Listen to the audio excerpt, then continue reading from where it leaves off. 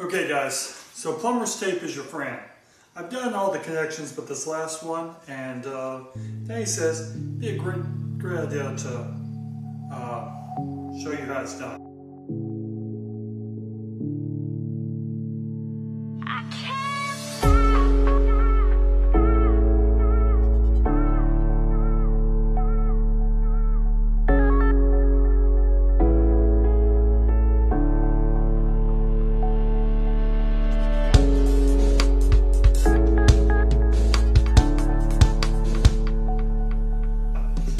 This turns this way, so I'm going to put the plumber's tape on in the opposite direction in which it tightens.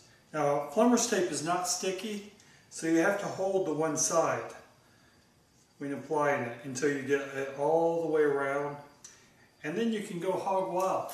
Well, don't go too hog wild because you'll make it too thick, and I guess that would be a better seal. Plumber's tape is a plastic kind of rubbery substance that really helps seal your connections, your screw-on connections. And when you're putting this on, be sure not to get the plumber's tape in the hole, because that would block flow, maybe send particles down your pipe that you don't want. We're doing the last one, of course, is our pressure release, of course.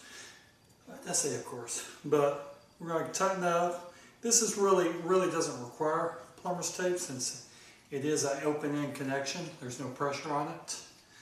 But we'll go ahead and do like I did the rest of it. So take and tighten it up. Be sure you have a good adjustable wrench, crescent wrench. And so all the connections are made. Well, this one goes that way. There, that's how it goes. So hot would be on the bottom, cold's going to be on the top.